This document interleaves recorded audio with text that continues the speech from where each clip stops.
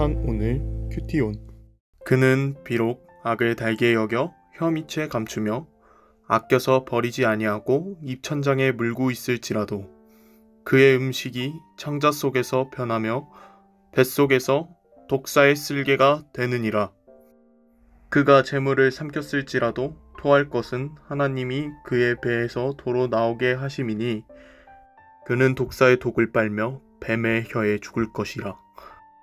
그는 강 곧 꿀과 엉긴 젖이 흐르는 강을 보지 못할 것이요 수고하여 얻은 것을 삼키지 못하고 돌려주며 매매하여 얻은 재물로 즐거움을 삼지 못하리니 이는 그가 가난한 자를 학대하고 버렸음이요 자기가 세우지 않은 집을 빼앗음이니라.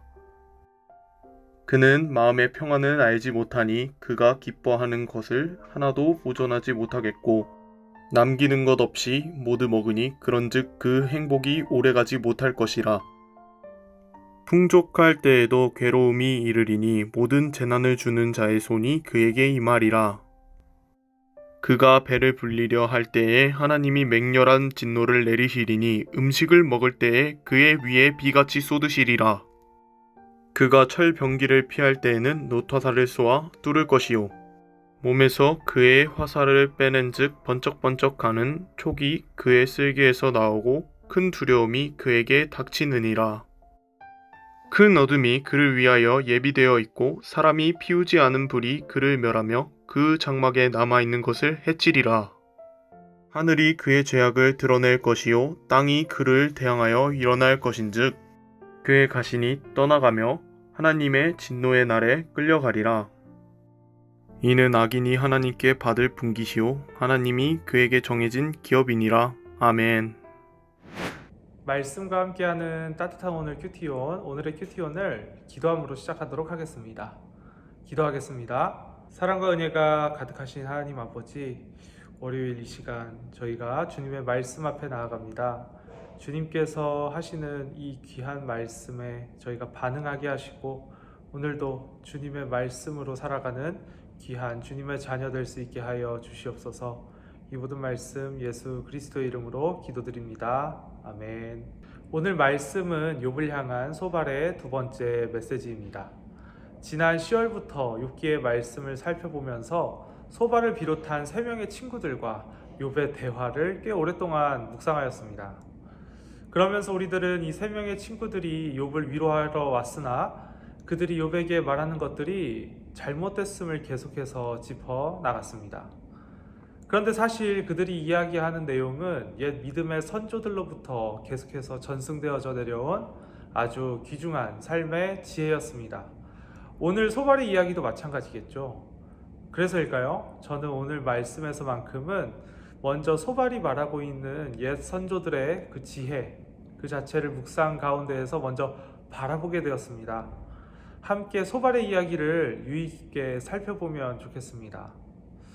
소발은 먼저 악을 행하는 것에 대해 이야기합니다. 그런데 그가 말하는 악은 추상적인 개념으로서의 악이 아니라 가난한 사람들을 학대하고 버리는 사람, 남의 재산을 빼앗는 사람, 남기는 것 없이 모든 것을 먹어치우는 욕심 많은 행동을 이야기합니다.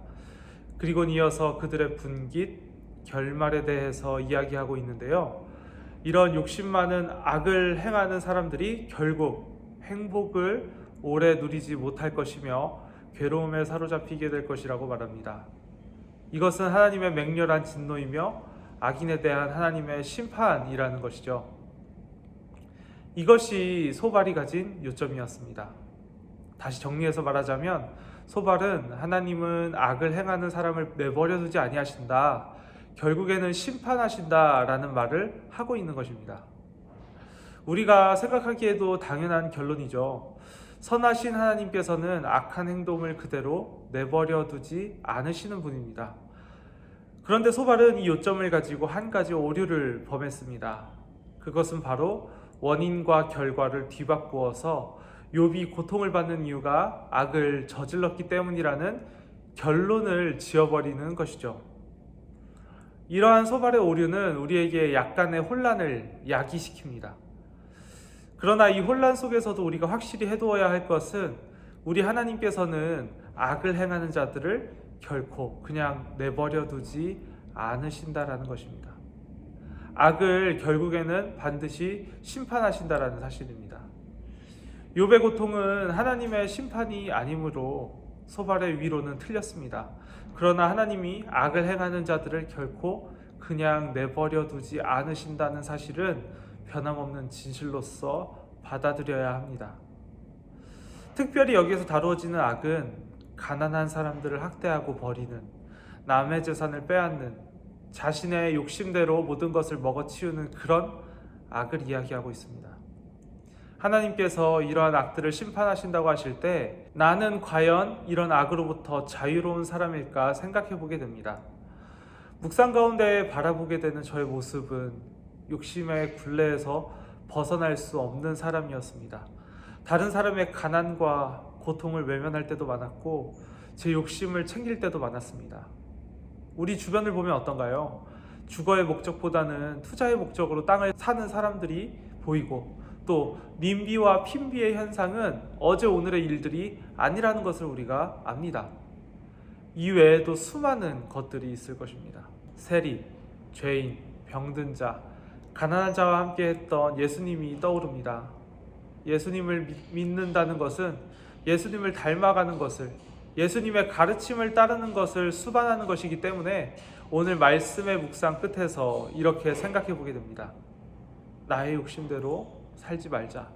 나의 욕심을 줄이고 주변의 이웃을 바라보자. 나의 욕심을 줄이고 우리 주변에 도움의 손길을 필요로 하는 이웃들을 향해 손을 내밀어 보자는 생각을 해봅니다. 저는 지금 당장 한동안 미뤄두었던 광화문역 7번 출구의 비기슈부터 구입해야 되겠다는 생각을 합니다. 오늘의 묵상 질문입니다. 하나님이 보시기에 그동안의 나는 어떤 사람이었나요? 함께 묵상하고 돌이켜야 될 부분이 있다면 돌이키며 다시금 예수님을 닮도록 노력하는 삶을 살아가는 저와 여러분이 되기를 소망해 봅니다. 다 같이 기도하겠습니다.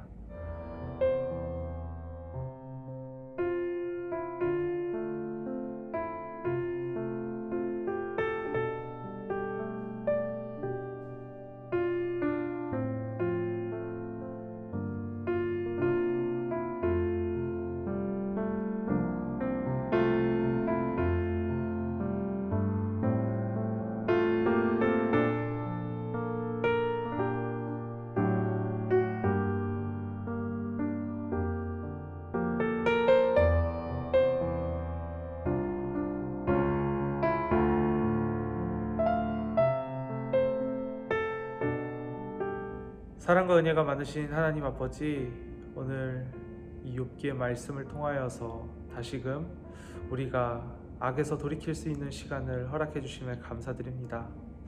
주님을 따른다 하면서도 내 안에 숨겨져 있는 욕심과 악을 바라보지 못하였고 나의 욕심대로 살아가며 다시 한번 주님이 말씀하신 그 길을 외면했던 저를 돌이켜봅니다. 주님, 다시금 주님이 말씀하신 그 자리 가운데 서게 하여 주시고 주님이 보시기에 아름다운 삶을 살아갈 수 있는, 예수님이 보여주셨던 삶을 살아갈 수 있는 저희들 될 수 있게 하여 주시옵소서. 이 모든 말씀 예수 그리스도의 이름으로 기도드립니다. 아멘.